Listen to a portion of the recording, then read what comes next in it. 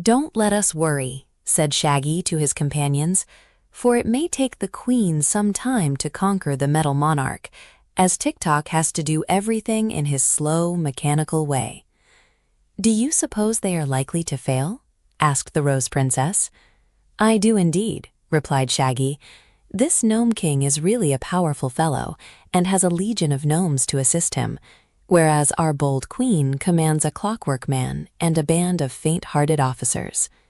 "She ought to have let Quox do the conquering," said Polychrome, dancing lightly upon a point of rock and flittering her beautiful draperies. "But perhaps the dragon was wise to let her go first, for when she fails to conquer Ruggedo, she may become more modest in her ambitions." "Where is the dragon now?" inquired Ozga. "Up there on the rocks," replied Files. "Look, my dear, you may see him from here. He said he would take a little nap while we were mixing up with Ruggedo, and he added that after we had gotten into trouble, he would wake up and conquer the Nome King in a jiffy, as his master the Jinjin has ordered him to do." "Quox means well," said Shaggy, "but I do not think we shall need his services, for just as soon as I am satisfied that Queen Anne and her army have failed to conquer Ruggedo, I shall enter the caverns and show the king my love magnet.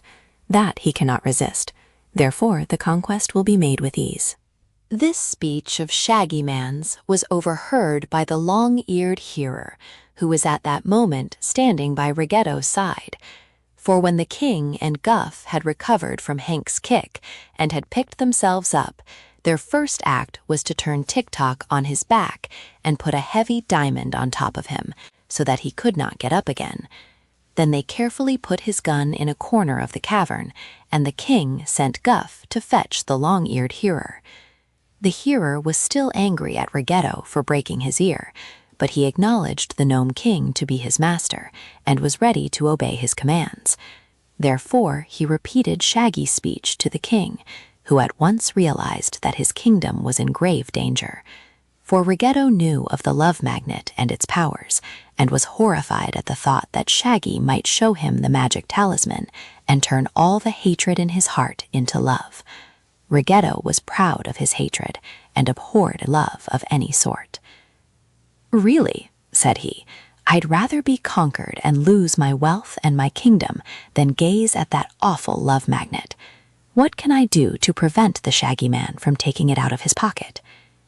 Calico returned to the cavern in time to overhear this question, and being a loyal gnome and eager to serve his king, he answered by saying, "If we can manage to bind the Shaggy Man's arms tight to his body, he could not get the love magnet out of his pocket." "True," cried the king in delight at this easy solution of the problem. "Get at once a dozen gnomes with ropes and place them in the passage, where they can seize and bind Shaggy as soon as he enters." This Calico did, and meanwhile the watchers outside the entrance were growing more and more uneasy about their friends.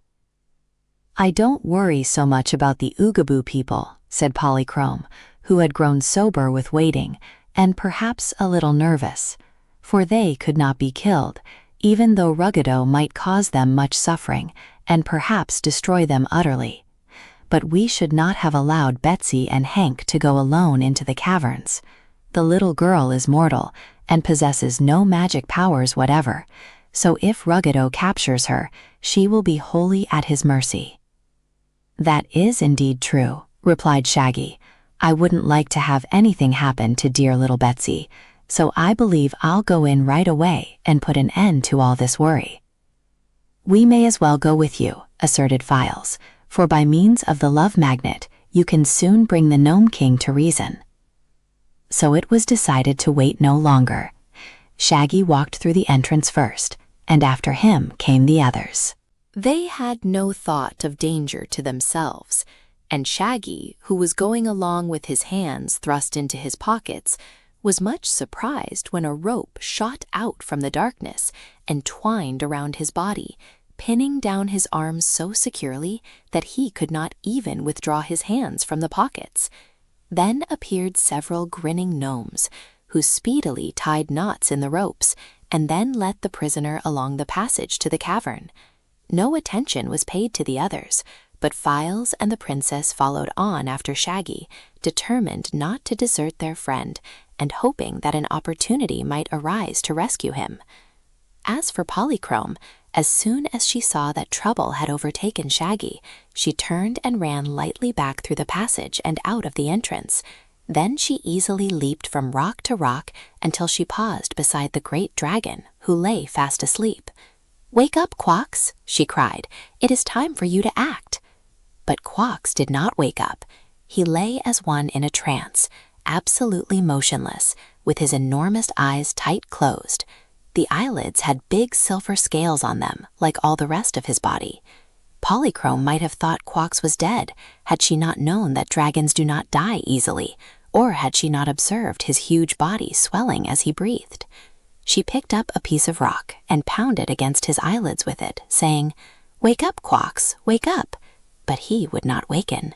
"Dear me, how unfortunate," sighed the lovely Rainbow's daughter. "I wonder what is the best and surest way to waken a dragon. All our friends may be captured and destroyed while this great beast lies asleep."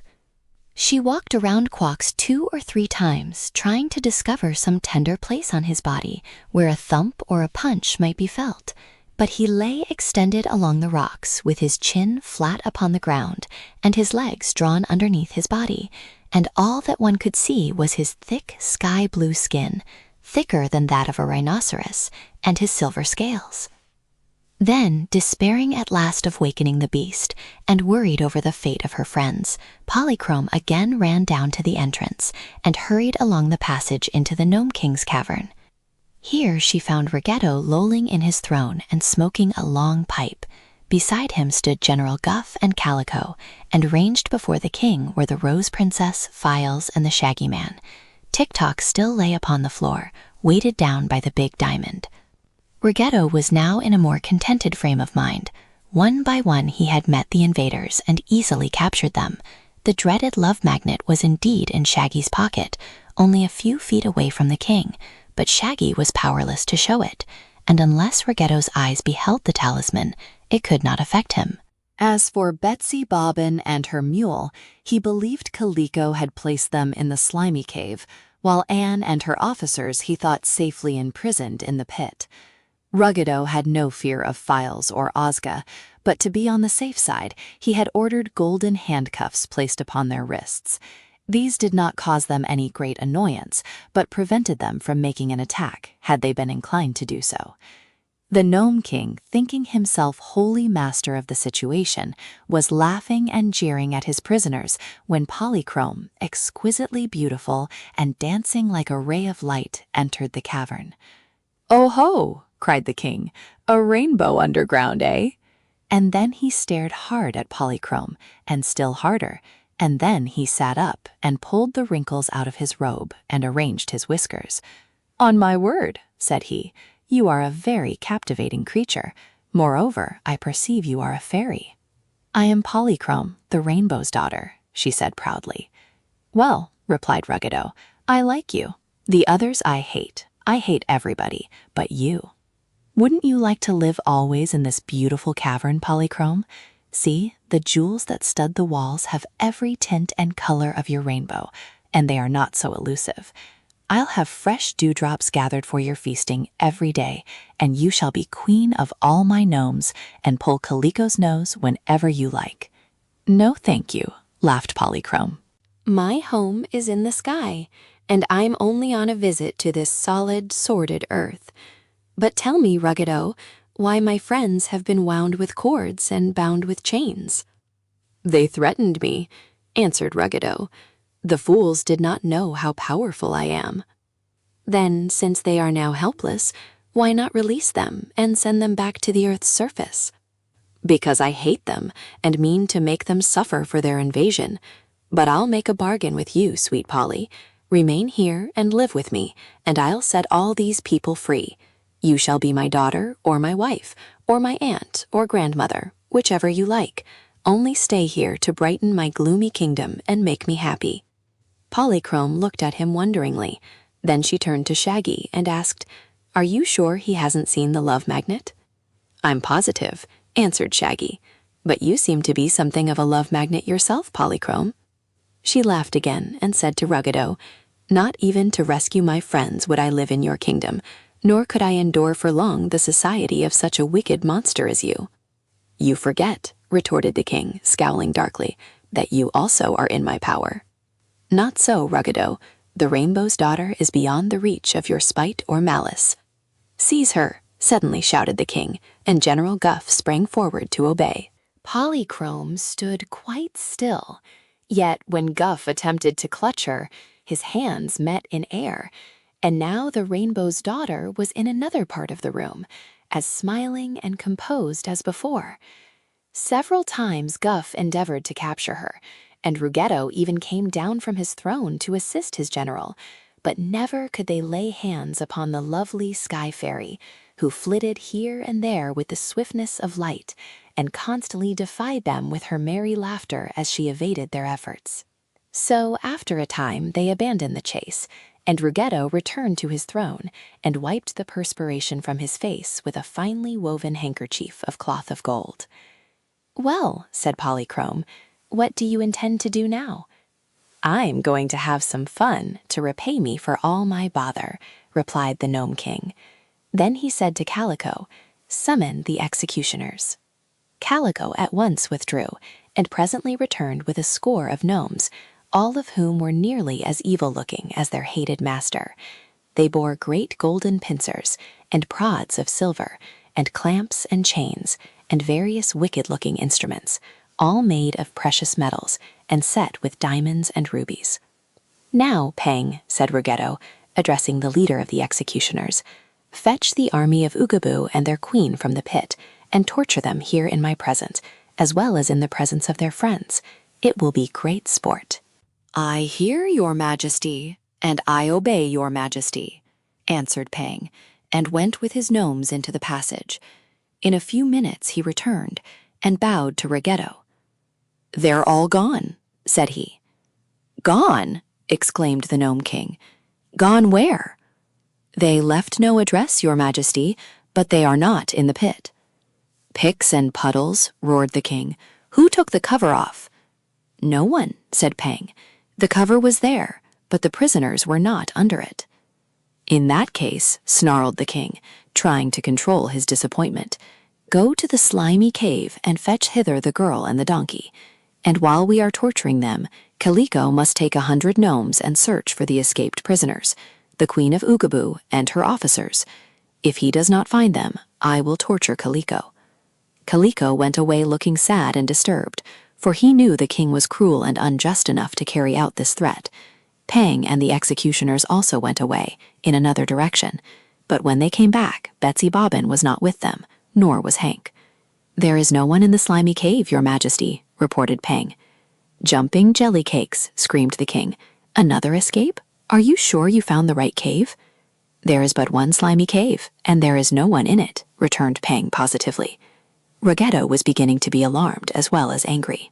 However, these disappointments but made him the more vindictive, and he cast an evil look at the other prisoners and said, "Never mind the girl and the donkey.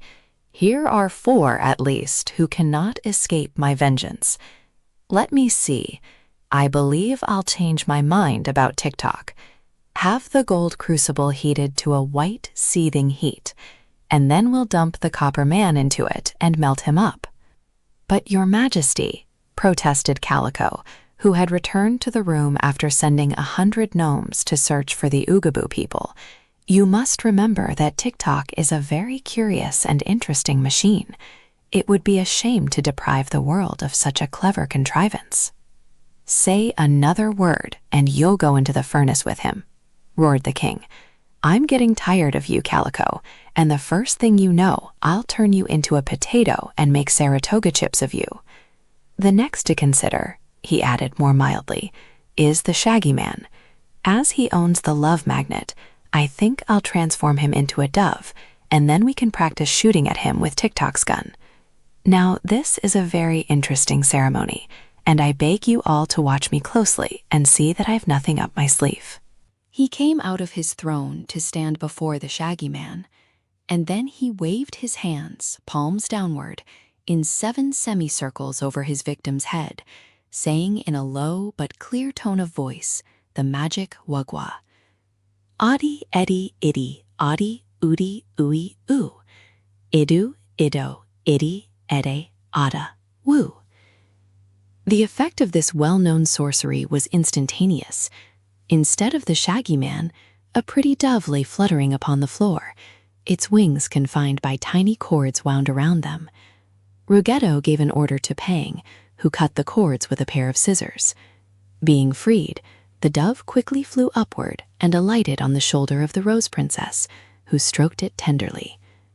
"Very good, very good," cried Ruggedo, rubbing his hands gleefully together.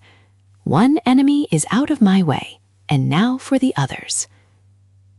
Perhaps my readers should be warned not to attempt the above transformation, for although the exact magical formula has been described, it is unlawful in all civilized countries for anyone to transform a person into a dove by muttering the words Ruggedo used. There were no laws to prevent the Nome King from performing this transformation, but if it should be attempted in any other country and the magic worked, the magician would be severely punished. When Polychrome saw Shaggy Man transformed into a dove and realized that Ruggedo was about to do something as dreadful to the princess and Files, and that Tik-Tok would soon be melted in a crucible, she turned and ran from the cavern, through the passage and back to the place where Quox lay asleep.